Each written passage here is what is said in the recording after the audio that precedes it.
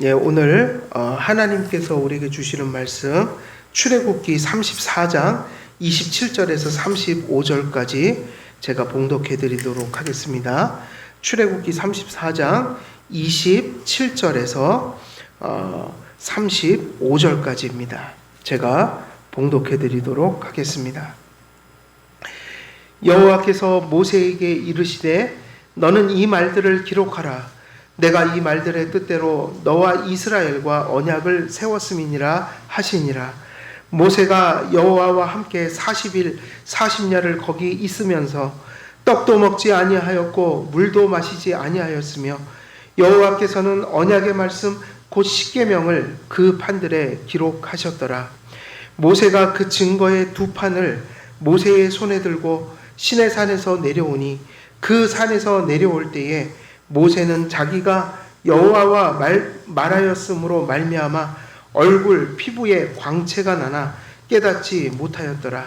아론과 온 이스라엘 자손이 모세를 볼 때에 모세의 얼굴 피부에 광채가 남을 보고 그에게 가까이 하기를 두려워하더니 모세가 그들을 부르매 아론과 회중의 모든 어른이 모세에게로 오고 모세가 그들과 말하니 그 후에야 온 이스라엘 자손이 가까이 오는지라.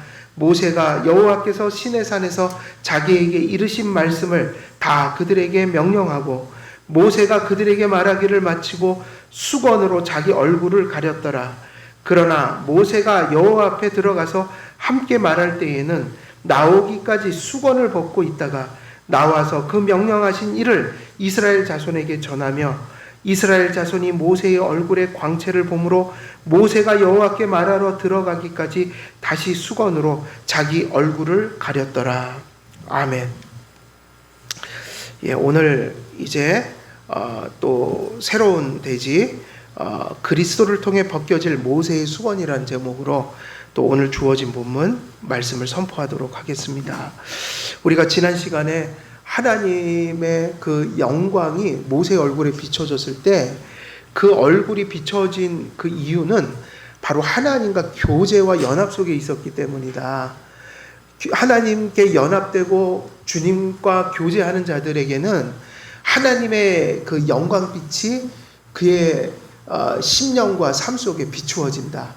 그것을 반사하고 살아가는 것이 모세의 삶이었고 또 오늘날 우리 성도들의 그 삶이라고 말씀을 드렸어요. 그래서 우리는 하나님의 영광빛이 우리에게 비춰지는 그 일들을 인해서 구원을 받고 또 하나님과 교제하며 살아갑니다. 그래서 하나님께서 우리와 연합하고 교제하신다는 것, 우리를 구원하시는 방법이 무엇이냐? 그것은 영광을 우리에게 비춰주시는 방법이에요. 그래서 그 영광을 어떻게 비춰주냐면 오늘날로 얘기하면 성경 말씀을 통해서 하나님의 영광을 우리에게 비춰주신다. 그럼 하나님의 영광이 무엇이냐? 그래서 지난 시간에 그 광채라는 것이 무엇이라고 그랬어요? 뿔을 드러내다.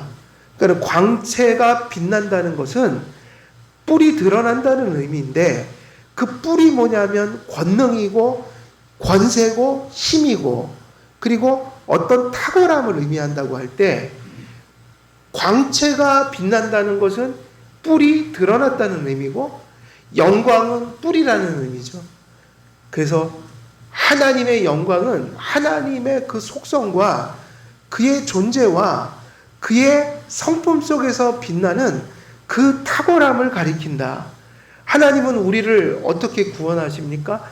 그 영광을 계시하심으로 오늘날로 얘기하면 성경을 통해서 그 말씀을 선포하게 하시어 그 성경을 통해 계시함으로 하나님의 영광을 알게 하신다.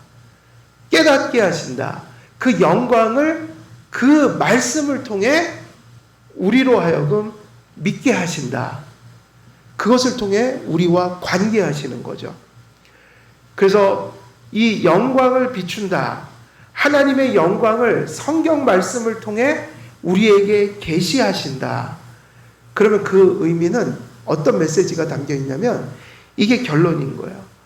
하나님께서 그런 하나님으로 우리에게 알려주시고, 그러므로 이런 하나님의 영광으로 너희들의 하나님이 되어 너희들과 관계하고 너희들에게 역사하고 내게 속한 영광을 통하여 너희들에게 이러한 구원의 복을 베풀어 주겠다. 우리의 구원이 어디서 왔냐면 바로 그런 하나님의 성품과 속성의 탁월함으로부터 우리에게 주어진다. 그래서 하나님의 말씀을 통해 우리를 믿게 하신다는 것은 무슨 의미냐면 그런 하나님의 성품과 권능으로 너희들에게 구원의 역사를 일으키는 그런 하나님으로 너희들과 관계를 맺어주겠다. 이게 은혜 언약인 거예요. 그래서 하나님의 영광이 중요하고 그 영광이 우리의 가슴 속에 계시되는 것, 성경 말씀을 통해서 성령님의 내적인 조명을 통해서 그 말씀이 깨달아지고 믿어지고, 그래서 그 하나님과 그의 그 말씀을 우리가 어떻게 하는 거예요? 받아들이고 수용함으로 누가 우리 안에 거하게 되는 겁니까? 하나님이 거하시고 역사하셔서 그 실제적인 영광의 복들이 우리의 것이 되는 것. 이게 하나님께서 우리를 구원하시는 그러한 방식인 거예요. 그래서 하나님께서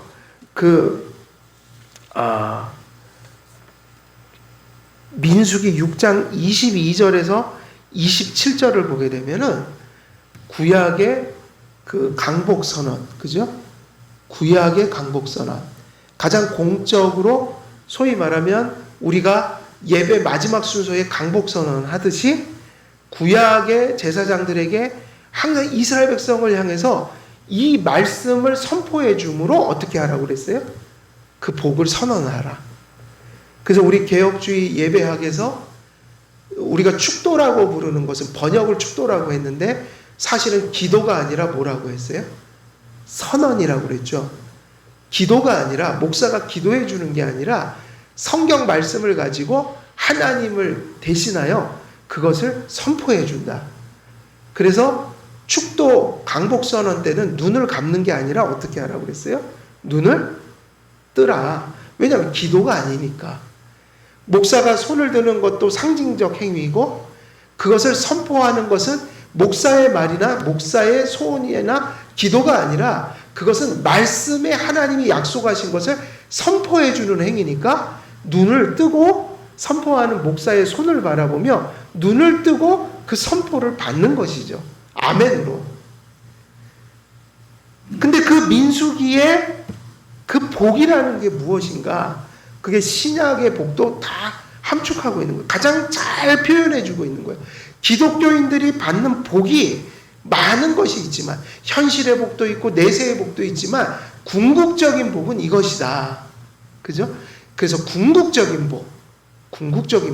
그래서 때로는 이 땅에서 우리가 힘겹고 어렵고 결핍에 쌓여 있어도 그래도 우리가 예수 믿는 자들이 복받은 자들이라고 할 수 있는 그 이유. 그래서 현실의 상황을 떠나서 그걸 초월해서 감사할 수 있는 이유. 그게 뭐냐면 여호와께서 모세에게 말씀하여 이르시되 아론과 그의 아들들에게 말하여 이르기를 너희는 이스라엘 자손을 위하여 이렇게 축복하여 이르되 여호와는 내게 복을 주시고 너를 지키시기를 원하며 여호와는 그의 얼굴을 내게 비추사 은혜 베푸시기를 원하며 여호와는 그의 얼굴을 내게로 향하여 드사 평강 주시기를 원하노라 할지니라 하라. 그들은 이같이 내 이름으로 이스라엘 자손에게 축복할지니 내가 그들에게 복을 주리라. 그래서 여기서 복이 뭐라고 그래요? 하나님이 지켜주시는 게 복인데 그 지켜주심이라는 게 궁극적으로 뭐냐면 하나님께서 그의 얼굴을 누구에게 비추는 거예요? 하나님이 택한 사랑하는 백성들에게 비추시고 그것도 다 설명이 안 되니까 더 나가서 이걸 더 풀어서 설명해 주죠. 여호와는 그 얼굴을 내게로 향하여 드사 평강 주시기를 원하노라. 하나님께서 그의 얼굴을 그 성도들에게 비춰주시는 게 복의 본질이라는 거예요. 근데 더 나아가서 이걸 더 구체적으로 풀었어요. 하나님께서 굳이 그들을 하나님께서 그 얼굴을 성도들에게 의도적으로 향하여 다른 곳을 바라보지 않으시고 의지적으로 사랑하는 성도들을 바라보시면서 하나님의 얼굴빛을 그들에게 비춰주실 때 뭐가 있다는 거예요? 평강. 이게 무슨 얘기죠? 얼굴을 비추시고 그들을 향하여 그 얼굴을 드사 그들에게 얼굴빛을 비춰주신다. 그게 영광이에요.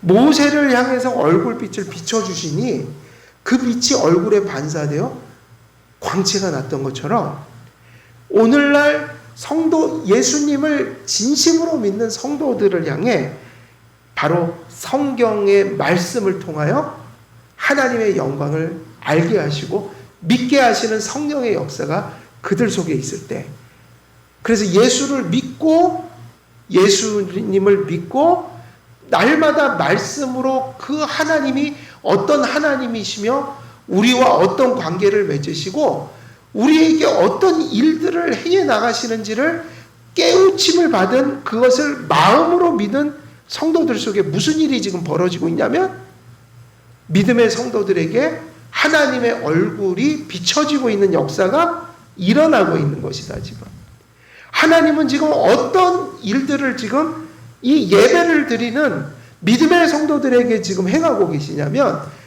여호와께서 그 얼굴을 하나님을 믿고 예배하며 그 하나님을 의식하면서 살아가는 성도들을 향해 얼굴을 드사 그들에게 당신의 영광의 빛을 비춰주고 있는 역사가 지금도 일어나고 있다는 거예요.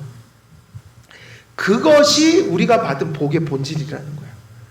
그래서 하나님 앞에 때로는 힘들지만 때로는 우리가 어려움에 휩싸일 때가 있지만 이 복을 받은 자들은 환경의 어둠과 상관없이 누구의 빛이 비춰지는 거예요? 하나님의 빛이 비추어져서 그런 하나님이 나와 함께 한다는 사실을 알기 때문에 그 어려움을 이기고 인내하며 여전히 누구를 바라보는 거예요? 하나님을 바라봄으로 궁극적으로 그들이 구원을 받는다는 얘기예요. 궁극적으로. 그래서 이 땅을 살아가다가 믿는 자나 안 믿는 자나 다 때가 되면 하나님 편으로 가겠지만 그 죽음의 성격이 다르다. 이 은혜를 받은 자만이 그들의 얼굴과 죽음을 비춰주실 때 그들은 영화로운 영혼으로 하나님 품에 안기고 끝내는 그들이 부활체로서 하나님을 영원히 섬기게 된다. 이게 어디서 오냐면 하나님이 그 얼굴빛을 비춰주시는 일들을 통해서 일어나는 거예요. 천국은 어떤 곳이냐? 천국은 다른 것으로 설명할 수가 없어요. 이 일이 이 땅에서처럼 희미하게 일어나는 게 아니라 그 영광이 완전히 베일을 벗고 완전하게 우리에게 비춰지는 그런 나라가 임할 것이다. 이 땅에서 정도의 계시가 아니라 하나님을 이제는 온전히 얼굴을 맞대고 보는 듯한 그런 온전한 모습으로 하나님을 알게 될 것이다.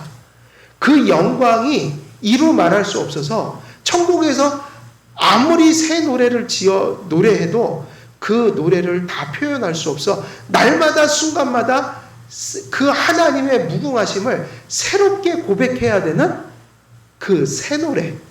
그게 새 노래예요. 그게 복음성가나 자꾸 여러 곡을 만드는 게 새 노래가 아니라 하나님의 무궁하심이 가슴속에 그 감당할 수 없는 분량으로 폭포수처럼 하나님에 대한 영광이 쏟아져 부어져서 도저히 순간마다 새 노래를 지어 불러도 그것을 다 부를 수 없는, 그래서 날마다 그 천국에서의 찬송은 지루함이라는 게 있을 수가 없는 거예요. 날마다 무슨 찬송이니까요? 새로운 찬송이 되는 거예요.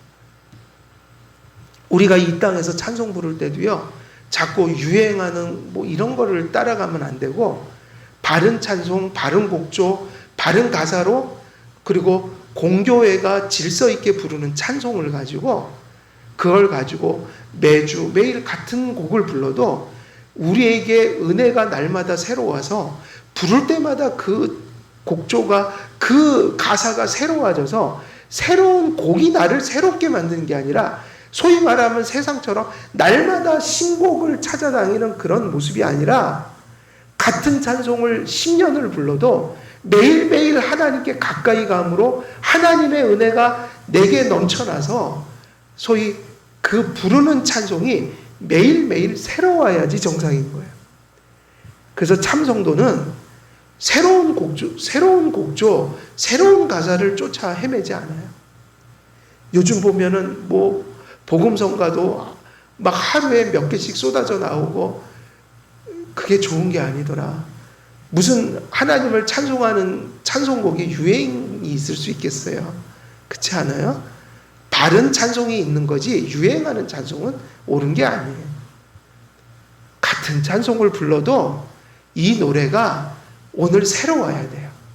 왜냐면 어제의 은혜는 어제의 은혜고, 오늘 역사하시는 하나님은 또 오늘 역사하시는 새 은혜로 함께 하시는 분이거든요. 오늘 그분을 만나야 한다. 오늘 그분을 만나면 같은 찬송이 오늘도 새로운 거예요. 성도들이 받은 복이 이 복인 거예요.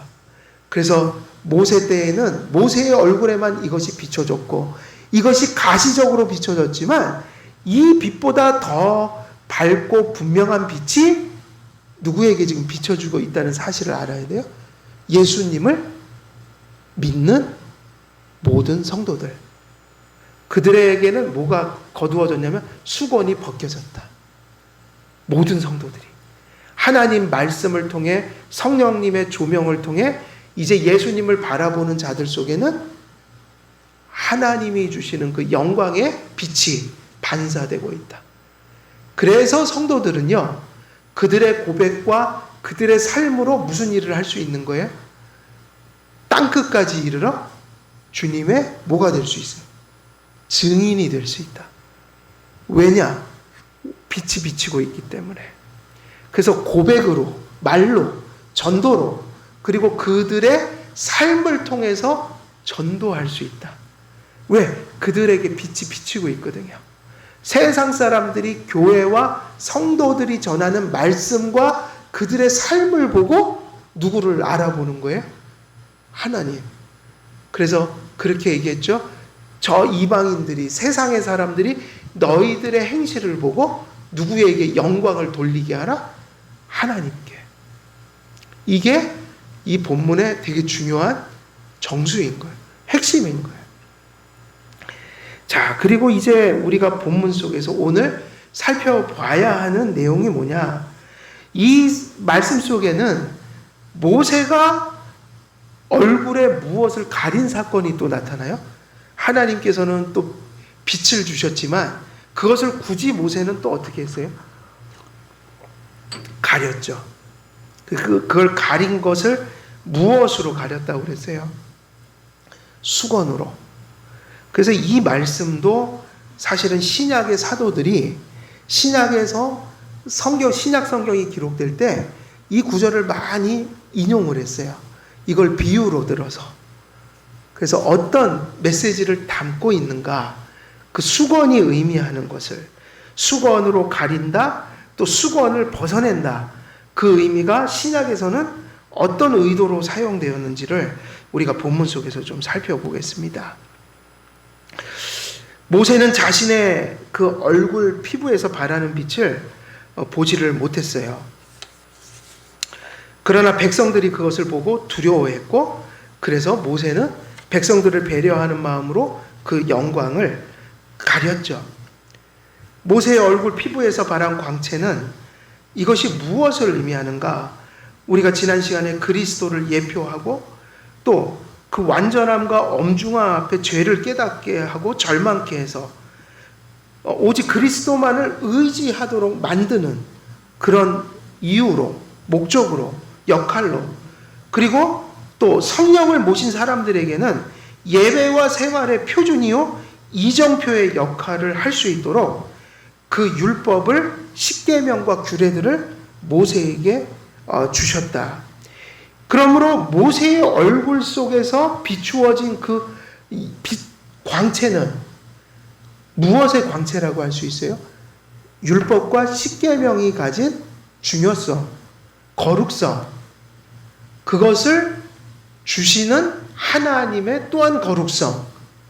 그래서 궁극적으로는 하나님의 영광, 이런 것을 계시하기 위해서 모세의 얼굴에 빛을 이적적으로 나타나게 하셨죠. 요약하자면 율법의 가장 중요한 역할은 한편으로는 죄 가운데 있는 이스라엘 백성을 그리스도께 인도하기 위함이며, 한편으로는 하나님의 백성된 자들의 예배와 생활의 이정표로 이것을 주셨을 때, 율법이 무엇이냐고 물으면 율법은 하나님의 성품과 속성들을, 다시 말하면 하나님께 속한 그 탁월한 그러한 속성들을 백성들에게 가르쳐주는 역할이니, 이 율법을 통해서 하나님이 의도하시는 것은 내가 이런 하나님이니 너희들은 이 율법을 통해서 이런 하나님이 어떤 분인지를 깨닫고 그 앞에 이렇게 예배하며 이렇게 생활해라, 이거를 가르쳐주는 것이었죠. 그러나 이처럼 하나님이 주신 율법과 이것을 베푸신 주체가 되시는 하나님 자신의 영광을 이스라엘 백성들이 감당하기 힘들었다. 왜냐하면 그들이 범죄했었기 때문이죠. 범죄하고 얼마 안 있어서 이 일을 경험했기 때문에 항상 범죄한 어둠은 하나님의 영광 앞에 나가는 것이 쉬운 일이 아니어서, 하나님의 영광을 조우하게 되면 죄책감을 느끼고 하나님의 영광이 고통스럽게 느껴지는 거예요. 그 사람 속에 죄가 없다면 하나님의 영광은 오직 사모함으로만 다가오겠지만, 우리에겐 죄성이 있으니 사모함뿐만 아니라 두려움도 같이 병행이 되어서, 그러나 더군다나 하나님 앞에 범죄를 하니 이 영광을 참 감당하기가 힘들었더라. 영광을 조우하게 되면 사람들은 보통 어떤 느낌을 갖게 될까요? 하나님의 영광이 비춰져요. 근데 우리 속에는 항상 죄가 있어요. 그러면 꼭 무슨 느낌이 드냐면 벌거벗은 느낌이 들죠. 수치가 느껴지는 거예요. 뭔가 다 드러나 버리는 느낌인 거예요. 하나님의 완벽한 기준 앞에 내 자신이 너무 초라해지고 두려워지는 거예요. 그래서 사람이 바르게 살아도 하나님의 영광은 감당하기 힘든 것인데, 하나님 앞에 범죄를 하면 하나님 앞에 나오는 게 쉽겠어요? 어렵겠어요? 어렵죠. 그래서 하나님 앞에 한번 범죄를 하고 자꾸 우리 생활이 더러워지면 사실은 주일 예배, 기도, 말씀 같은 거를 이렇게 하려고 할 때, 대하려고 할 때 자꾸만 도망가고 싶은 느낌이 드는 거예요. 그 자꾸 멀어져요. 그래서 죄를 지면 죄를 지을수록 더 하나님의 빛을 떠나가게 된다. 이게 어려움인 거예요. 그래서 뭐를 해야 되는 거예요? 항상 주님 앞에 나올 때는 범죄했든 안 했든 우리 안에는 부정함이 있기 때문에 항상 예수님의 피로 우리를 씻어 주옵소서. 그리고 하나님, 이 더러운 죄로부터 돌이킬 힘을 주시옵소서. 그러면서 회개해야 되는 거죠. 회개하고 주님의 보혈을 의지하면 하나님이 그런 믿는 자들을 덮어주신다. 그래서 주님의 보혈로 우리를 죄를 덮어주실 때 우리의 양심이 하나님 앞에 나갈 힘을 얻게 되는 거죠. 그래서 이스라엘 백성들이 범죄한 이후에 하나님의 그 영광이 모세의 얼굴에 비춰질 때 두려움을 느끼게 되었죠. 그러므로 모세는 자신의 얼굴에서 빛나던 그 광채를 무엇으로 가렸어요? 수건으로 가려주었죠. 이것은 누구를 향한 배려인 거예요? 그 백성들이 너무 힘겨워하니 그것을 가렸어요. 근데 아마 아주 막 두꺼운 천으로 그렇게 하지는 않았을 거예요. 그죠? 어느 정도 그들이 괴로워하지 않을 정도의 뭐 베일이라고 하는데 그것을 살짝 가려준 거죠. 그러므로 모세는 자신의 얼굴에서 빛나던 광채를 수건으로 감춘 것입니다. 모세의 얼굴의 광채와 그것을 가린 수건은 신약 성경에서 어떤 영적 교훈을 가르치기 위해 여러 가지 목적을 가지고 성경 말씀 속에서 사용되는데, 인용되는데, 특별히 오늘은 고린도 후서 3장 7절에서 18절 말씀을 염두에 두고 이 수건의 의미를 함께 다루도록 하겠습니다. 우리가 고린도 후서 3장 7절에서 18절, 7절에서 18절 말씀에 이런 말씀이 기록되어 있죠. 돌에 써서 새긴 죽게 하는 율법의 조문의 직분도 영광이 있어 이스라엘 자손들은 모세의 얼굴에 없어질 영광 때문에도 그 얼굴을 주목하지 못하였거든. 하물며 영의 직분은 더욱 영광이 있지 아니하겠느냐. 그러면서 율법의 조문의 직분과 영의 직분을 대조하고 있고요.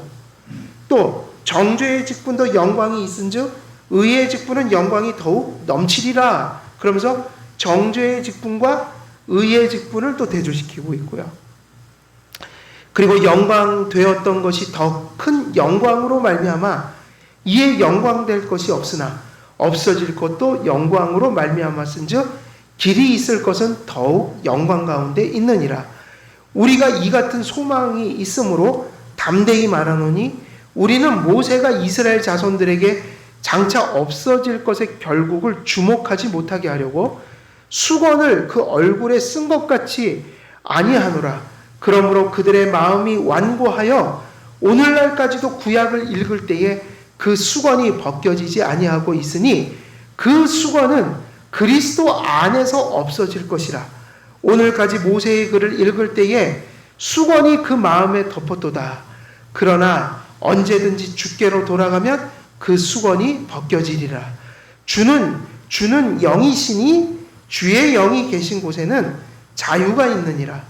우리가 다 수건을 벗은 얼굴로 거울을 보는 것 같이 주의 영광을 보매 그와 같은 형상으로 변화하여 영광에서 영광에 이르니 곧 주의 영으로 말미암음이니라. 이 말씀을 주셨는데 이 말씀의 요지는 뭐와 뭐를 대조시키고 있는 거예요? 구약과 신약. 본질에 있어서 예수님을 믿고 구원받는 은혜 언약이지만 구약 때는 예표와 그림자로 주셨기 때문에 사라질 것들이 있었다. 그리고 신약처럼 그 디그리에 있어서 강렬하지를 못했다. 그러므로 구약과 신약의 본질은 같아도 그 시행적인 의미에서 외적인 여러 가지 형식들이 이런 것들이 달랐죠. 그러니까 구약과 신약의 차이가 있어요, 없어요? 본질은 차이가 없어도 외적이고 부차적이고 그 시행적인 그 시대의 경륜적 차이가 있었다. 그래서 구약 시대에는 잠시 있다가 그림자와 예표이니까 사라지는 것들이 존재했죠. 그러니 구약보다 무엇이 더 탁월하다? 신약이 탁월하다. 또 모세의 직분보다 누구의 직분이 훨씬 탁월한 거예요? 그리스도. 모세는 모형이었지만 그리스도는 누구세요? 성취, 실체잖아요. 모세의 성취, 실체다. 이것이 이러한 말씀들 속에서 대조를 가르치기 위해서 우리에게 이 구절을 쓰게 하고 있었고, 그러나 구약이나 신약 백성들에게나 동일하게 적용되는 게 있어요. 개인적으로 보면 구약 백성이나 신약 백성이나 다 무엇으로 구원을 받았을까요? 믿음으로 구원을 받았죠? 근데 구약이나 신약이나 항상 그 은혜 언약의 공동체 안에 어떤 사람들이 존재했다? 믿음에 이른 사람들과 믿음에 이르지 못한 외식자들이 존재했다. 구약에 많은 백성들이 있었지만 이 비유를 드는 거예요. 모세의 얼굴을 수건으로 가린 것처럼 그 얼굴이 늘상 가려져 있어서 누구를 보지 못했던 구약 백성이 있었다는 거예요. 예수님을 구약에서 발견하지 못한 자들이 있었다. 그럼 그 시대의 얘기로 한다면 구약에 약속된 메시아를 믿지 않는 자들이 있었다는 거예요. 그래서 예수님이 오셨지만 어떻게 했어요? 예수님을 알아보지 못하고 아주 적은 무리들이 누구를 따라갔어요? 예수님이 오셨을 때 그분이 메시아인 거를 알았던 거예요. 그래서 어떤 자들은 예수님을 영접했고 어떤 자들은 예수님을 십자가에 못 박아 죽였죠. 같은 구약 시대지만 예수님이 오시자 예수님을 받아들이는 자들이 있었고 예수님이 오시기 전에도 오실 메시아를 구약 성경을 따라 고대하며 살았던 자들이 있다면 그런 개념 자체를 모르고 외식하며 살아갔던 사람들이 있었다는 거예요.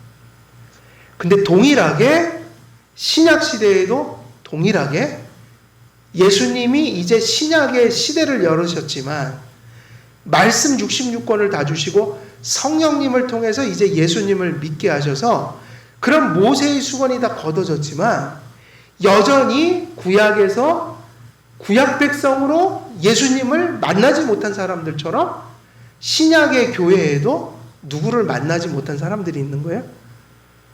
예수님을.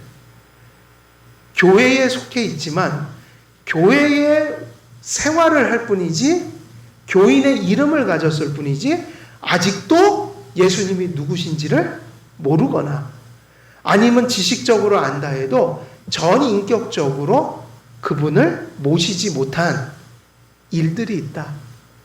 그래서 이 신앙과 지식과 삶에 있어서 주님의 일을 분별하지 못하는 자들이 있다. 그게 뭐예요? 그런 걸 가리키기 위해서 모세의 수건처럼 그 영혼이 가리워져 있다. 그러면 모세의 수건은 우리의 입장에선 벗어내야 될 건가요? 써야 될 건가요? 벗어내야 될 것이죠. 그런 의미로 이걸 쓰기도 해요. 그러니까 이 모세의 수건은 어떤 의미로 쓰인다고요? 구약과 신약의 차이. 구약 시대에는 구약과 신약은 통일성을 갖지만 본질에 있어서 예수님을 다 믿는 믿음으로 구원받았지만 구약은 희미하게 바라봤죠. 예표와 그림자로. 그런 의미에서 수건으로 가려져 있던 시대다. 그리고 구약 시대에 있던 것은 영구적인 것입니까? 일시적인 겁니까? 뭐 예를 들면 의식이라든지 성막이라든지 뭐 이런 것들이 상당히 많은 것들이 예수님 오면 다 끝나는 것들이었어요. 그러니까 수건이었다.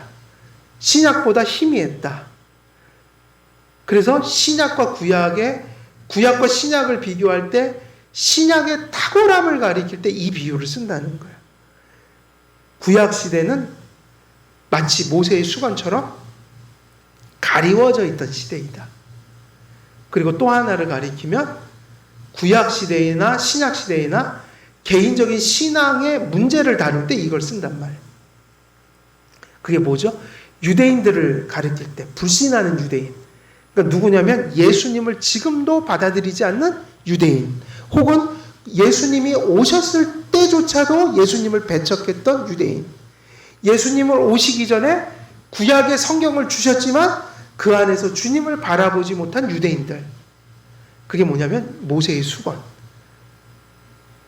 하나님의 말씀 속에서 그림자와 예표로 구약시대의 분량 속에서 예수님이 전해졌지만 전혀 예수님을 알지 못했고 받아들이지 못했고 그 앞에 회개하지 않은 자들. 그들의 얼굴에 뭐가 이렇게 가려져 있는 거예요. 눈에. 모세의 수건이 가려져 있다. 그러니까 예를 들면 이스라엘 백성의 그 바리새인들, 그 사두개인들, 그리고 그들의 부패한 교훈을 쫓는 사람들이 예수님을 십자가에 못 박았잖아요. 그들의 눈에 뭐가 가려져 있는 거예요? 모세의 수건이 여전히 가려져 있어서 예수님을 눈앞에 두고도 그 예수님을 십자가에 못 박았다. 이런 측면에서 이 말씀을 사용한다. 오늘날 신약의 성도들에게는 그런 얘기가 될 수 있어요. 성경을 지금 내 손에 쥐고도 그걸 날마다 들으면서 그 말씀을 읽으면서 그 말씀을 접하면서도 아직도 예수님을 알지 못하고 믿지 못하는, 그러면 그게 뭐예요? 눈에 뭐가 씌어 있는 거예요? 모세의 수건과 같은 것이 그를 가리고 있다. 그게 뭐냐면 불신의 죄. 그게 죄라는 거예요. 아직도 예수님을 믿지 않고 회개하지 않은 채로 살아가고 있다. 교회 안에 교인이란 이름을 가졌지만 실제로는 모세의 수건이 눈을 가리고 있어. 그걸 성경에서 눈이 가려져서 미혹의 영이 그의 마음을 붙들어서, 그래서 예수님을 이 성경 속에서 인격적으로 알고 믿고 확신하고 신뢰하고 의지하는 마음으로 그를 받아들이지 못하고 있다. 그 불신의 상태. 그 모세의 수건은 뭐죠? 죄악과 불신에서 오는 그 무지함인 거예요. 그래서 이 말씀을 전할 때 그 얘기를 하는 거죠. 복음을 전하면서 안 믿는 자들에게는 어서 그 모세의 수건을 벗겨버리라. 어서 성도들이여 눈을 가리고 있는 수건을 벗어버리고 어서 예수님을 어떻게 하라? 바라보면서 예배하고 생활하라. 이 얘기를 할 때 이 구절을 사용하는 거예요. 그래서 우리에게는 어떻게 적용이 되겠어요? 우리의 눈을 가리는 수건을 벗어내라. 우리는 그리스도를 바라봐야 된다는 거예요. 코로나19가 짙게 깔려도 또 우리의 삶 속에 이런저런 일들이 우리를 압도해도 또 우리의 신앙을 뒤흔들려고 마귀가 우리의 가슴을 시험하고 유혹할 때 우리는 우리 눈앞에 있는 수건을 벗어버리고 누구를 또렷하게 바라봐야 된다는 거예요? 예수님이요. 이 말씀을 통해서. 그리고 성령님의 은혜를 구해야 돼요. 우리가 말씀을 읽고 들을 때 우리의 눈의 수건을 걷어내어 하나님의 말씀을 깨닫게 해 주옵소서. 받아들이게 해 주옵소서. 그래서 믿고 의지하고 그 말씀을 붙들고 살아가게 해 주옵소서. 그래서 이 말씀을 주시는 것은 그런 은혜가 우리에게 절실하다는 것을 가르쳐 주고 있는 거예요. 그래서 이 말씀을 성령님께서 우리에게 주실 때 그 의미는 무엇인가?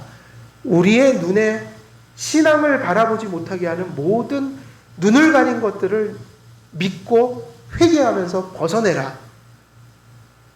이것은 누구의 은혜가 없이는 안 되는 거예요? 성령님의 역사가 없이는 안 된다. 그래서 우리가 받는 최고의 은혜는 뭐죠? 하나님의 말씀을 믿고 받아들이는 것이에요. 믿고 받아들이는 것이에요.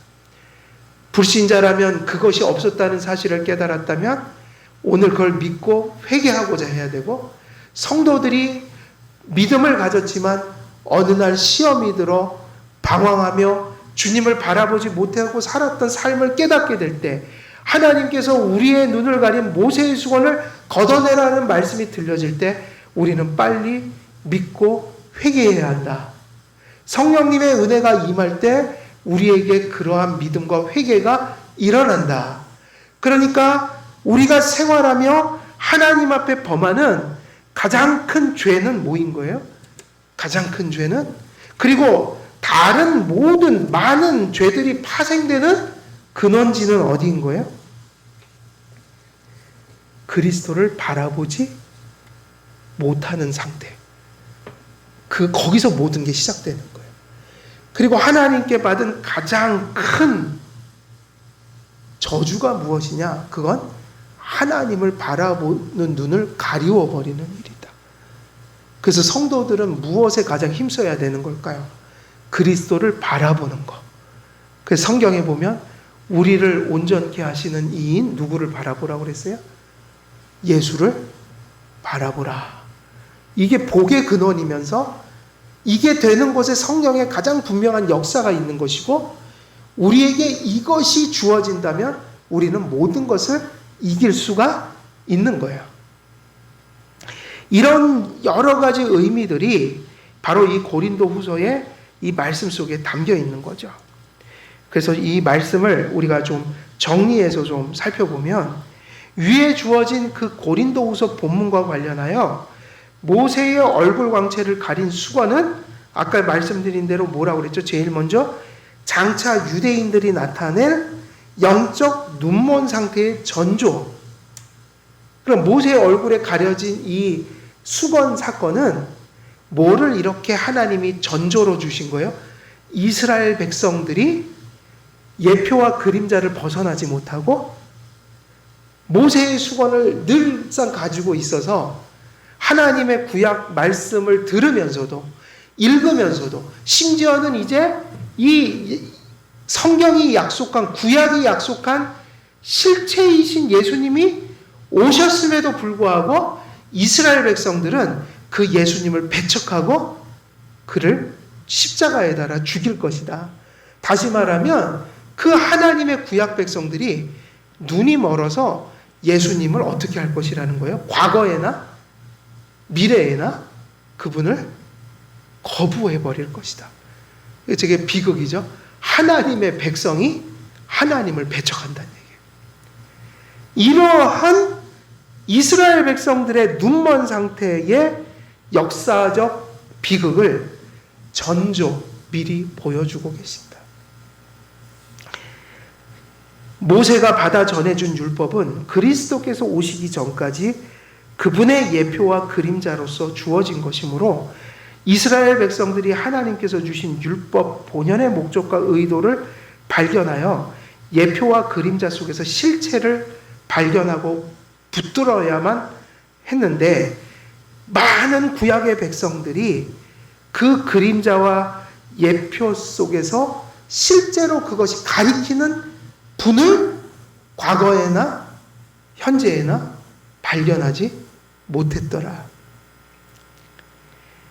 그래서 이러한 것을 가리켜 이런 율법의 모세가 받은 율법 안에서 은혜 언약을 추구하던 구약 시대에 그 율법 자체가 문제인 것이 아니라 이스라엘 백성의 불신과 재앙이 무지가 그 예표와 그림자 속에서 바라보라고 한 예수님을 붙들지 않을 때 그 율법이 뭐가 되냐면 죽은 문자가 되어버리고 사망의 직분이 되어버리고 정죄의 직분이 되고 만다. 그것이 신약과 대조되고 있었던 거예요. 그래서 우리가 하나님의 말씀을 아는 것도 중요하지만 그 말씀을 읽고 들을 때마다 누구의 역사가 절실한 거예요? 성령님의 내적인 조명이 절실한 것이다. 항상 우리가 깨닫고 믿고 하나님을 수용하는 것은 성경과 성령이 없이는 안 되는 거예요. 언제나 성령님과 성경을 통해서 믿음이 생기는 것이다. 메투엘리도 이 수건이 율법을 중심으로 경건을 추구하던 구약시대의 그 어두움과 일시성을 의미한다고 해요. 그래서 구약시대의 예표와 그림자, 그리고 주님이 오시면 없어질 것들 속에서 구약 백성들이 신앙생활했다. 그러나 그 시대에도 성령님이 충만한 자들은 그 그림자와 예표를 통해서 누구를 바라보고 누구를 붙들었어요? 그리스도. 그러나 많은 사람들이 일시성과 그 어두움, 그림자 속에 갇혀 그 넘어선 것을 바라보게 하는 그분을 바라보지 못했다. 오늘날 예를 들면 이걸 성례에 한번 적용해 보면 성례도 비슷한 역할이잖아요.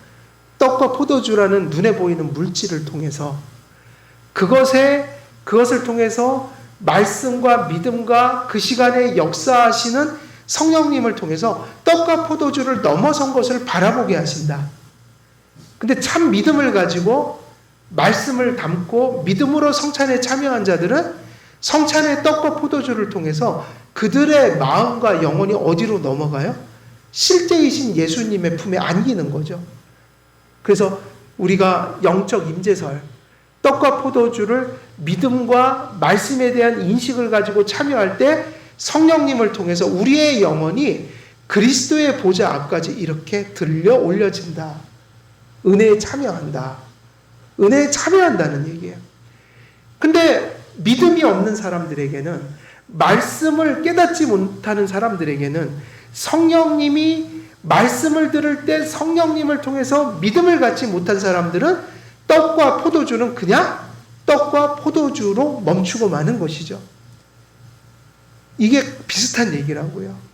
같은 성찬에 참여하지만 어떤 자들에게는 그 영원한 구원의 위로가 성찬을 통해서 전달되지만 바로 이 성령님의 내적인 역사가 없어서 말씀을 믿지 못하고 깨닫지 못한 채 의식적으로 단지 떡과 포도주를 먹고 마신다면 거기에 구원의 유익이 없다. 근데 많은 사람들이 성막을 중심으로, 율법을 중심으로, 또 구약적인 제사제도 속에서 하나님을 섬길 때 그 영혼의 눈이 불신과 죄악으로 이렇게 가리워져서 전혀 그 하나님이 주신 예표와 그림자들 속에서 가리키는 예수님을 전혀 바라보지 못한 사람들이 많이 있었다. 많이 있었다. 그러므로 이 희미함과 어둠으로 인해 많은 사람들이 실족했던 것이죠. 구약 시대에는 그림자와 예표로 전해졌으니 희미했기 때문에 많은 사람들이 예수님을 발견하지 못한 채 그렇게 실족해버렸다. 구약 백성들에게 그리스도의 복음은 가려진 아름다움이며 광산의 금이며 조개 속에 있는 진주처럼 그렇게 주어졌기 때문에 성령님의, 오늘날도 마찬가지지만 성령님의 역사가 없이는 결단코 지금 매튜 엘리의 말처럼 그 가려진 것 뒤에 복음의 아름다움을, 그리고 광산 속에 숨겨져 있는 그런 황금을, 그리고 조개 속에 있는 감추어진 진주처럼 그렇게 구약이라는 그림자와 예표 속에 그렇게 감추어져 있던 복음의 실체를 성령님의 역사가 없이는 바라볼 수 없었다. 그래서 아브라함, 다윗, 아벨, 그리고 수많은 구약에서 그리스도를 바라보는 믿음에 이르렀던 그 모든 성도들의 가슴 속에 누가 역사했다는 사실을 우리가 알 수 있어요? 성령의 역사가. 그래서 우리가 살 길은 하나밖에 없어요. 하나님의 은혜로 늘 말씀이 말씀으로 바르게 선포되고 말씀이 들려지는 곳에 누가 역사하셔야 되는 거예요? 성령님의 역사가. 그래서 말씀을 깨닫고 믿고 받아들이고 그걸 순종하는 그 장소에 누가 역사하고 계신 거예요? 성령님이 드러나고 있는 것이다. 구약시대의 성령의 은혜와 성실한 신앙을 가진 사람들만이 이 보화들을 희미하게나마 바라보며 그리스도를 섬겼습니다. 그러나 많은 사람들은 아니었죠. 그러므로 성령을 모신 참 구약 백성들만이 예표와 그림자를 넘어 두 돌판에 새겨진 율법 조문이 마음에 새겨져 그것을 통해 그리스도를 바라볼 수가 있었습니다. 그러나 많은 이스라엘 백성들은 율법이 가리키는 그리스도를 발견하지 못했고 율법의 진정한 목적에 관심을 기울이지 않았습니다. 그들은 도래할 하나님 나라를 알지 못했고 오실 예수님을 바라보지 못했습니다. 그러므로 예수님이 오시기 전과 마찬가지로 오신 바로 그 시점에도 예수님을 십자가에 못 박혀 죽였죠. 예수님을 전하는 선지자들을 돌로 쳐 죽인 것처럼 선지자들이 전하던 실체가 오시자 유대인들은 예수님을 십자가에 못 박아 죽여버렸다. 그러므로 이런 맥락에서 구약 백성들의 그러한 실패들을 바라보면서 우리 역시 이 사실을 늘 경계해야 되는 것이죠. 이런 일은 구약에만 있었던 것은 아니다. 신약에서도 반복된다. 오늘날 한국의 100년 남짓 역사를 가진 기독교 신앙이 이제 개신교 신앙이 너무 많은 교회들, 그 많은 교회들로서 이렇게 세상에 넘쳐나게 했지만 그런 숫자와는 달리 너무 많은 사람들이 그리스도를 바라보지 못하고 살아가는 일들이 지금 일어나고 있다. 구원을 받지 못했던, 구원을 받았다 할지라도 그 구원을 받은 성도들이 예수님을 똑바로 바라보며 진보해야 하는데, 이 시대가 너무 어두워져서 말씀과 교리가 가리워져서 말씀을 따라가는 신앙이 이 시대에 마치 희귀한 신앙처럼, 마치 우리가 하나님의 말씀을 보면 사무엘이 태어나던 시대에, 그 마지막 사사인 사무엘이 태어나던 그 시대에 말씀이 어떻다고 그랬어요? 희귀해졌다. 희귀해졌다. 그것처럼 말씀을 떠난 예배와 말씀을 떠난 삶을 사는 그런 교회와 성도들이 세상에 많아지게 됐다. 교회 안에. 그래서 이 말씀은 단지 구약 백성들에게만 적용되는 것이 아니라 우리가 믿음의 눈이 어두워져 구원을 받았던 못 받았던 우리들의 이 삶 속에 하나님의 분명한 예배함과 생활의 그 형적들이 자꾸만 희미해져가는 모습들이 교회 안에서 나타나는 현상. 이것은 무엇을 가리키는가? 교회와 많은 성도들의 눈이 모세의 수건으로 가려져 버렸다. 그래서 보지를 못한다. 진리를 바라보지 못한다. 이런 일들이 오늘날 우리에게도 있을 수 있다. 이것을 우리가 사실은 우리에게 적용해야 되는 것이죠. 우리는 바라보고 있는가? 바라보되 선명하게 바라보고 있는가? 분명하게 바라보면서 신앙생활을 하고 있는가? 이것을 물어야 된다는 거예요.